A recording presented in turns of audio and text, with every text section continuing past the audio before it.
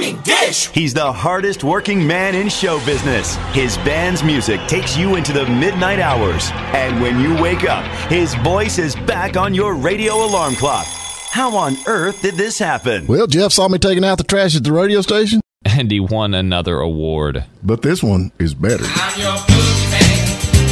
That's what I am. It's the Morning Dish with the 2019 Radio Personality of the Year winner, Stephen Phillips. You paying attention to this, Packy?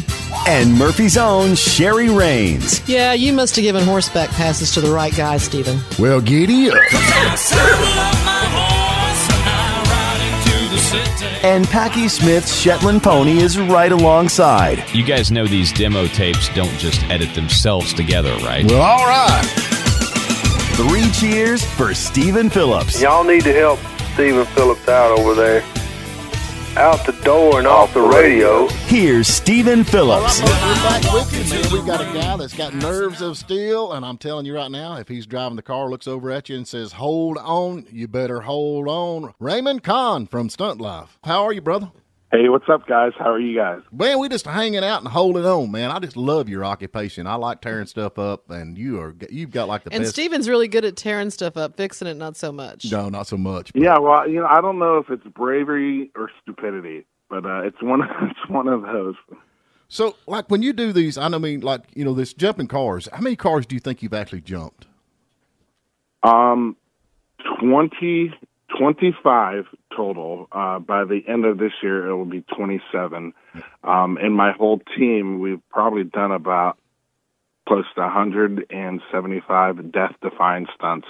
And these are stunts like that you would see like in Hollywood movies and whatnot. These are life-threatening. They are from ramp to ground. There's no landing pads or catch cars or anything like that. I mean, this is real as it gets. We're traditionalists, and we like to do things the way they did them back in the good old days of Hollywood.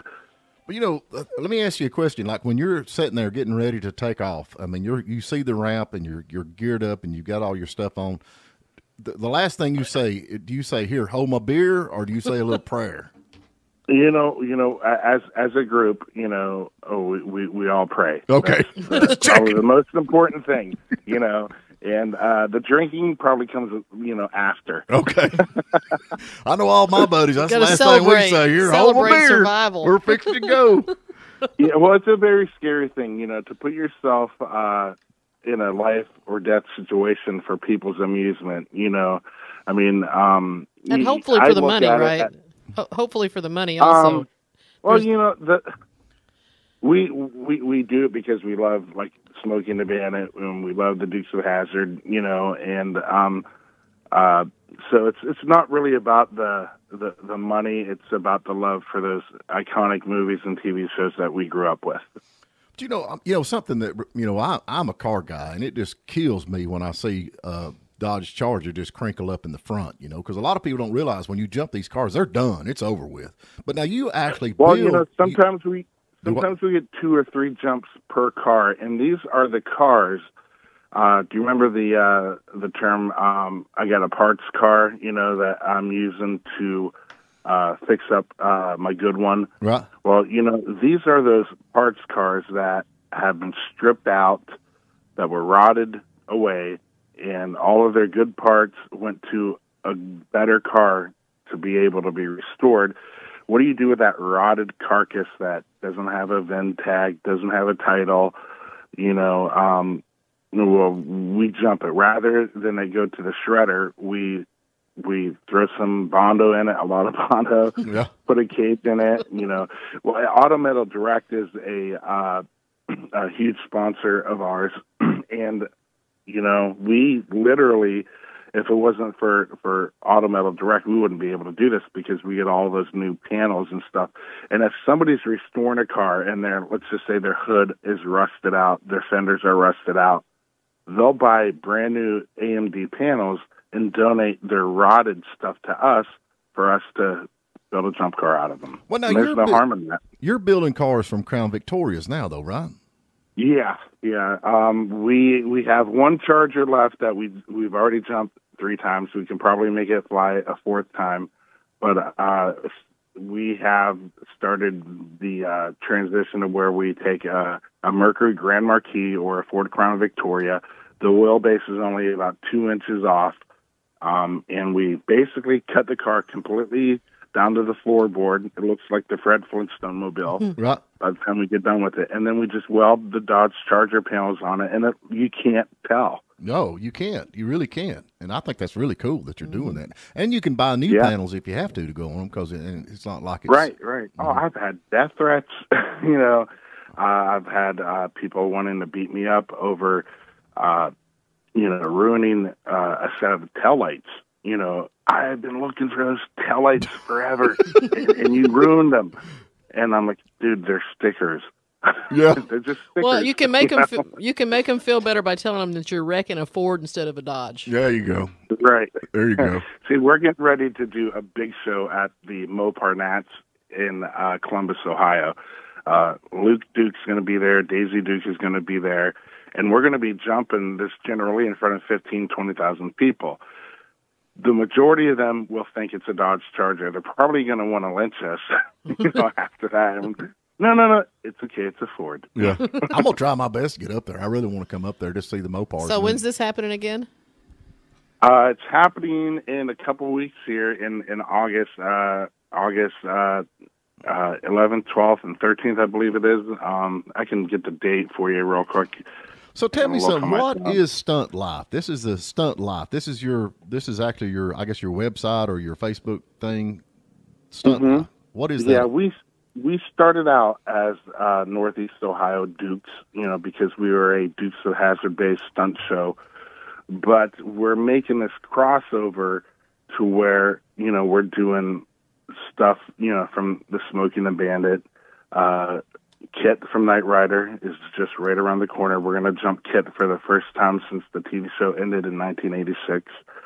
So, we're definitely doing more things than the Dukes of Hazzard. And, there's the A-Team, there's the Bullet, the movie Bullet. There's that 68 Charger. Yeah, we're going to be doing all kinds of stuff. We're bringing back those iconic stunts from those movies and TV shows, that we all grew up with.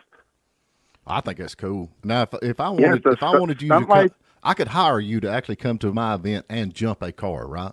Yes, you can. And Stunt Life, it's about my life and the life of my crew. We're family. We're the best of friends, and it's about our lives doing stunts, basically. And there was 2 movies that were made about us, and a third one is being filmed currently. And it's awesome. Oh, I think it's cool. I know, but not, one thing that, I've jumped a couple of cars, not on TV, just, being a redneck, me and my buddies hanging out like, man, we're going to jump that. And, we're sitting there and we're trying to figure how fast you think we are to go. And everybody's, some of them's not, some of them's hollering faster, faster, faster. And others like, let me out of here. How do you figure? Because there got to be some mathematical. Now, wait a minute. This goes back to his original statement. He doesn't know whether it's bravery or stupidity. Raymond, I can assure you, when it comes to Steven, it is just stupidity. Yeah, we was having fun. But there got to be some mathematical. I mean, I'm just trying to get the edge on this, because last time we did that, we about died. Throw in. You got to have a certain amount of weight in the trunk to help keep the car ballast, level. When you're hitting a giant wedge, that's what the ramp is, a giant wedge at 65, 70 miles an hour sometimes. And when you hit that wedge, that ramp, I mean, just the impact of the ramp, will knock the wind out of you. And when the car takes off in the air, you become like weightless, But when you reach the apex and that weight, that 2,000-pound car starts bringing your body down, the ground is unforgiving, and it is a brutal, brutal landing. And right before the jump, I'm like, you know what, guys, this is it.